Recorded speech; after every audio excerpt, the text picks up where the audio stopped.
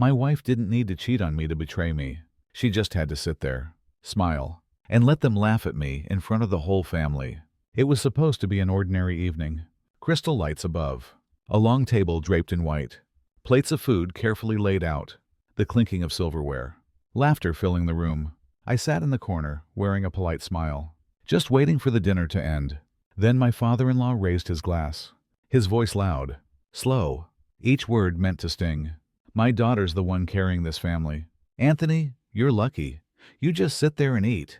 And the room exploded. Laughter, clapping, eyes turning toward me. Some pitying, most mocking. I sat frozen, like a spotlight had pinned me down. The unwilling star of a cruel comedy. I turned to my wife, hoping she'd speak up. Just one word. Dad, don't say that. He works hard too. But she didn't. She just smiled faintly, looked away. And in that moment, I fell, with nothing to hold on to. Under the table, my hand crushed the napkin. I forced down the expensive meat. But it was bitter.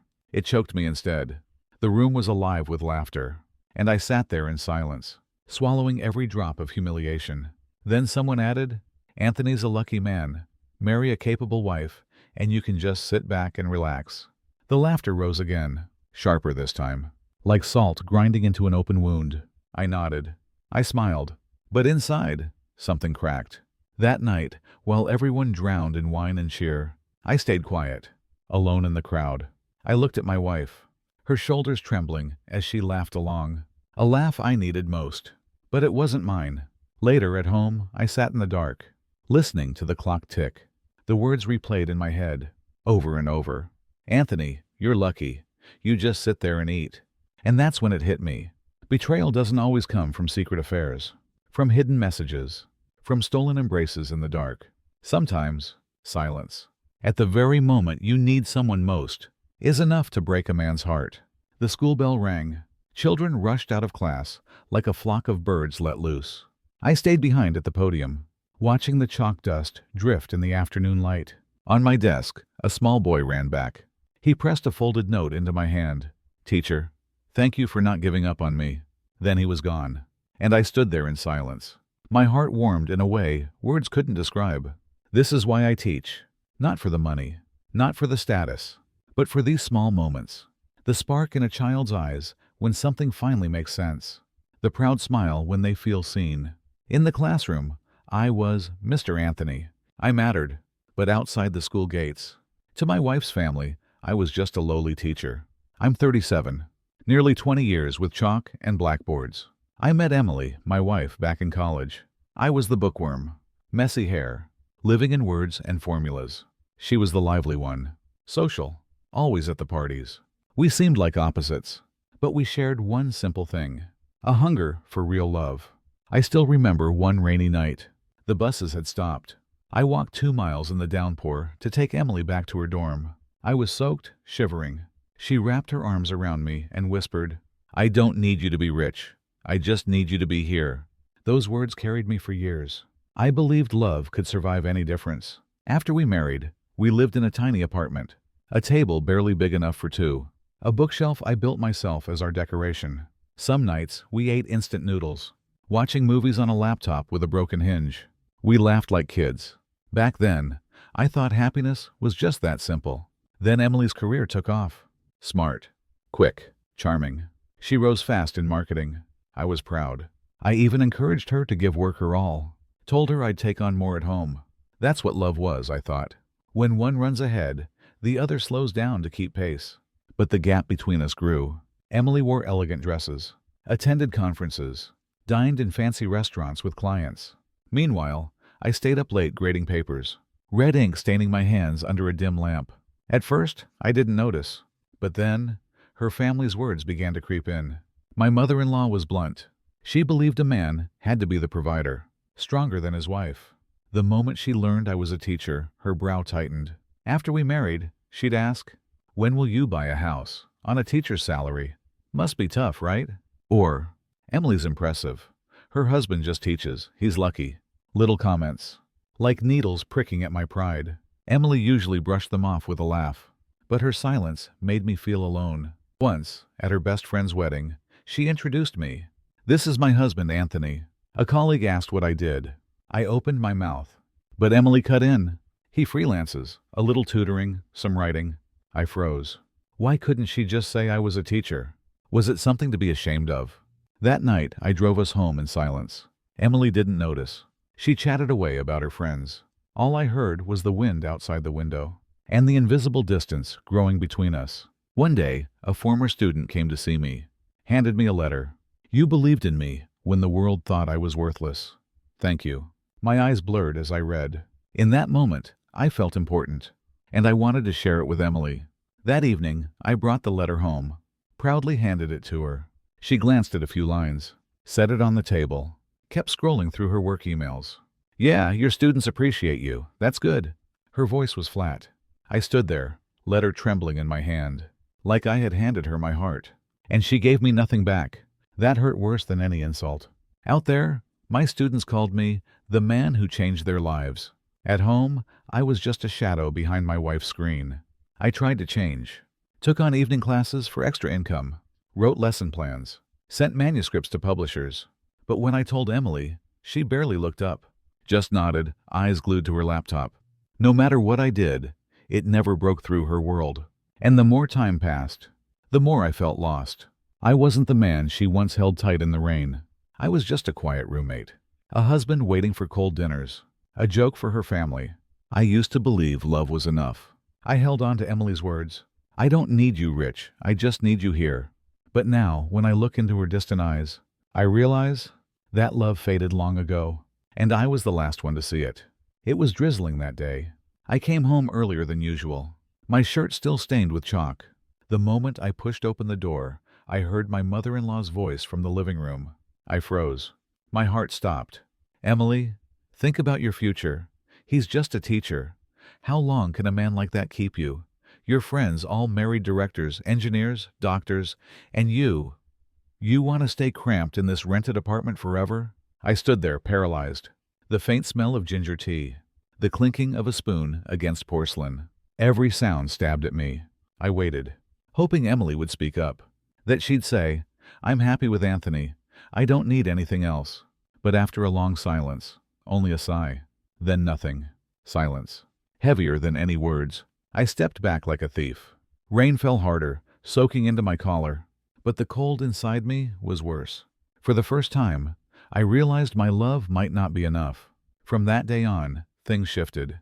Emily stopped sharing about work. Stories she once told with excitement, tough clients, new projects, dramatic meetings, vanished. When I asked, she only said, it's fine. One night, I gathered the courage. Do you think your mom was a bit harsh? I know she cares, but... Emily cut me off. Don't take it to heart. Every mom wants her daughter to have a better life. A better life? So, life with me isn't enough? The words slipped out before I could stop them. She lowered her eyes, picked at her food, silent. That silence hurt more than her mother's words. I started to fear. Maybe my wife thought the same. Weeks later, Emily mentioned a company gala. She hesitated. Come with me. But, if anyone asks, just say you're freelancing. It sounds better. I froze. Why? I'm a teacher. What's wrong with that? Emily avoided my gaze, fingers circling her glass. There's nothing wrong. I just don't want the comparisons. I'm tired. That night, I pulled out my old suit. The mothball smell hit me. The tie was frayed at the edges. I ironed it again and again. In the mirror, I looked like a man forcing himself into a world that didn't want him. The ballroom was bright. Laughter everywhere. Suits shining new. I felt like a stranger. A colleague shook my hand. What do you do? I opened my mouth. But Emily jumped in, her smile wide. He freelances. A bit of consulting, some tutoring, writing here and there. The man nodded politely. His eyes passed over me like I was furniture. I spent the night sipping tasteless wine, watching my wife glow among the crowd. The lights danced on her, and I was just her shadow. For the first time in my life, I felt my wife was ashamed of me. Days later, a letter arrived from a former student. Mr. Anthony, you kept me from dropping out. You're not rich, but to me, you saved my future. My hands trembled as I read. Tears blurred my eyes. It was my greatest pride as a teacher. I brought it home, placed it in Emily's hands. She skimmed a few lines, set it down. Her eyes never left her laptop. Yeah, your students like you. That's good. And that was it. I stood there, the letter still shaking in my hand. Out there, someone called me a hero. But in my own home, I wasn't worth a single kind word. I realized then, to Emily, I was nothing more than a shadow. Cold dinners became routine. I cooked, left the food waiting. She came home late, ate quickly, then disappeared into her screen again. I wanted to tell her about my class, the kid who won a prize, the silly jokes my students made. She nodded without listening. One night, I touched her shoulder. Take a break, eat with me. She brushed me off, eyes locked on her laptop. I'm busy, don't bother me. I pulled my hand back, like I'd touched fire. That night, I lay in bed, listening to her keyboard tapping in the dark. And I wondered, have I become a burden? I started to believe. Our marriage was melting away, silent, unnoticed. One evening, I overheard her on the phone with her best friend. Her voice low, but clear enough. Yeah, he's kind. But I'm tired, always having to explain my husband to people. I'm exhausted. I froze. That word, tired, it dragged my heart into a pit. That night in bed, I turned my back to her, afraid to reach out. The distance between us was only a few inches, but it felt like an ocean. I knew then, I was no longer the man she was proud of. I had once believed love could endure everything, believed her words in the rain. I don't need you, Rich. I just need you here. But now it was clear. She needed more, not just her mother, not just her colleagues. Emily herself, the woman who once held me tight, now saw me as a burden. And I understood. Marriage doesn't shatter with loud fights. It dissolves in silence. Silence like acid, eating away bit by bit, until nothing is left but emptiness. That night, while she slept, I sat alone in the living room, the yellow lamp shining on the letter from my student. And I saw the cruel truth. Strangers could see my worth, but the one closest to me saw me as nothing at all. That was the first crack in our marriage, and nothing could hide it anymore. I thought maybe, if I did more, proved my worth more clearly, Emily would see me differently. I took on evening classes, wrote lesson plans, even sent a manuscript to a small publisher. One night, I placed it in front of her, eyes bright with hope. I'm trying to write a book. If it gets published, it won't just bring income. It could be something lasting for my students. Emily looked up from her laptop, a faint smile, thin. Yeah, keep trying. Then her fingers returned to the keyboard. The clatter drowned every bit of my excitement. I froze, my hand still on the manuscript. The pride I had just lit, snuffed out. That night, I learned, indifference cuts deeper than criticism. The next day, I cooked dinner, seared salmon, pumpkin soup, her favorite. I wanted to keep at least one warm meal between us. I cooked. Eat while it's hot, I said with a smile. Emily sat down, tasted the soup, nodded, good, and then pulled out her phone, texting while she ate.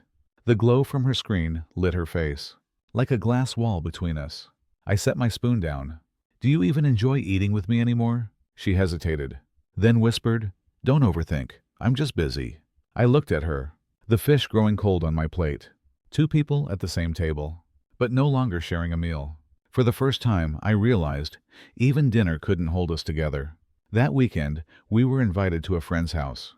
A mansion, bright lights, luxury cars lined up outside. At the table, her friend smiled. Emily's doing so well in her career. Anthony, you must be proud. I forced a smile, but Emily's eyes weren't filled with pride. They were cautious, as if afraid I might say something unworthy. On the way home, I asked, Are you ashamed of me? She turned to the window. Don't make this hard.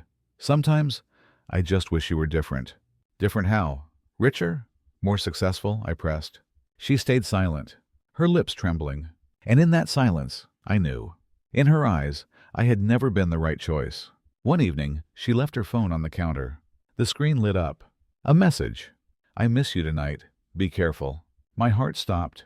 Before I could read more, Emily walked in, quickly grabbed it. It's just work. Don't misunderstand, she said firmly, eyes avoiding mine. I wanted to believe her, but the words, I miss you, burned in my mind, scorching every bit of reason I had left. For the first time, I wondered, was there someone else? I couldn't take it anymore. One night, when she came home late, her blouse carried a strange cologne. Where were you? With who? I asked. Her brows tightened. Clients. Do you want to control my work too? I don't want to control you. I just want to know if I'm still your husband, or just a shadow you hide behind? Emily slammed her bag down. Tears burst out. You suffocate me. You're kind, but you're invisible. I feel like I'm living with a man stuck in the past. You're not wrong, but you're not enough.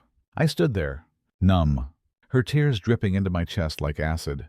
Her words cut deeper than any silence ever had. I realized then, in her eyes, I wasn't a partner. I was a burden. The next day, a parent came to me, gripping my hand with gratitude. Teacher, my son was about to drop out. Now he has a scholarship, all thanks to you. In class, students cheered. Mr. Anthony's the best. I smiled, my heart full. But at home, Emily only said, Fine, but do you think those compliments help your future? Her voice was sharp, like a knife. Out there, I was a hero. At home, I was nothing. I began to feel I was living two lives. One respected, one humiliated.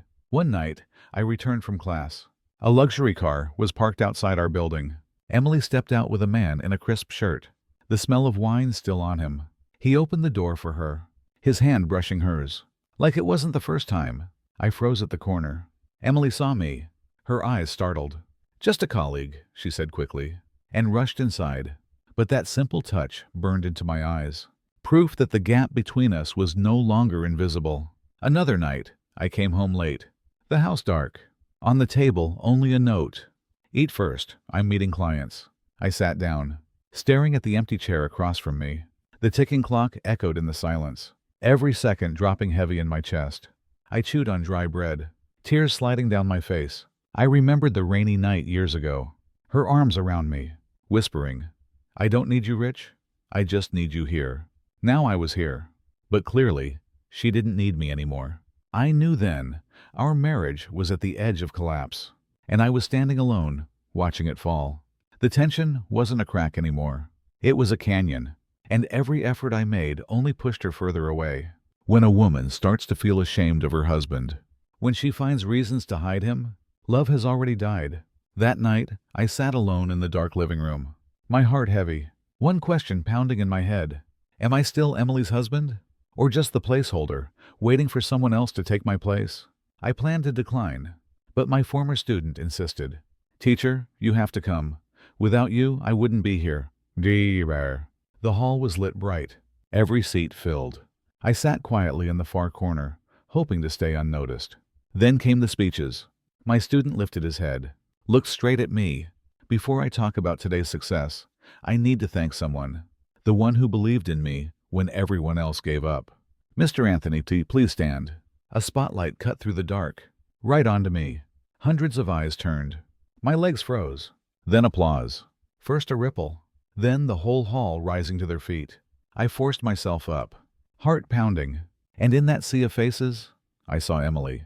She sat near the back, her hand covering her mouth, tears glimmering in her eyes. She staggered to her feet, then quickly sat again, as if afraid someone might see her weakness. For the first time, she looked at me differently, but it was already too late. After the ceremony, students and parents surrounded me, shaking my hands, sharing memories, thanking me again and again. I smiled politely, but my eyes kept searching for Emily. She stood by the door, her hands clutching her purse tight. When the crowd faded, she walked up, her voice rough, unsteady. You're better than I thought. I stared at her for a long time, then said softly, I'm still just a teacher, Emily. Not rich, not fancy, but at least someone sees my worth. She lowered her head, eyes red. At home, the air was heavy. Emily curled on the sofa, clutching a glass of water. Her hands shook. I stood before her, heart weighed down. Are you ashamed of having a husband like me? I asked. She shot up. No, I'm scared. Scared of my mother, of people's eyes. I want to hold my head high. And when you're only a teacher, I feel insecure. I froze, then asked quietly, and what about me? I stood by you through storms, through poverty, and you stayed silent, while others mocked me. Do you know how that silence killed me? Emily broke down. You don't understand. I've been under so much pressure. I never meant to belittle you. But every time I hear my mother, see my friends, I feel like I chose wrong. I went numb, every word a knife straight into my chest. Her own lips admitting it. To her, I was a mistake. Suddenly, her phone buzzed on the table. The screen lit up. A name. A male colleague. The message read, "I miss you tonight. Be careful." My blood boiled. Emily lunged forward, grabbing it. Her voice cracked. "It's just work. Don't misunderstand." I snapped. "What kind of work says I miss you? What kind of work says be careful?" She buried her face in her hands, sobbing. "There's nothing between us. But yes, I leaned on his care, because I couldn't find it here. I was wrong. I know I was wrong." I stood frozen. She hadn't betrayed me with her body, but her heart had long left. And that was the greater betrayal. That night, we sat in silence. The ticking clock cut the air like a knife. I looked at Emily, the woman who once meant everything, now small, distant, a stranger. Finally, I spoke, my voice calm, cold. "I'm not angry because you failed. I'm angry because when I needed you most, you chose silence. And silence can be more cruel than betrayal." Emily sobbed harder, but I had no strength left to comfort her. I sat still, eyes fixed past the wall, as if she had already vanished from my world. That night, I knew, we no longer shared the same road. And even if I wasn't ready, I had to walk away. Morning light slipped through the blinds, golden but cold. I sat at the table, holding a cup of coffee gone cold. Everything in this familiar house felt strange, like a deserted hotel. Emily walked out, her eyes swollen from a night of crying. She sat across from me, but between us wasn't just a wooden table. It was an ocean. I looked at her, my voice hoarse. "We can't go on like this." She trembled. You want a divorce?" I stayed silent, then nodded.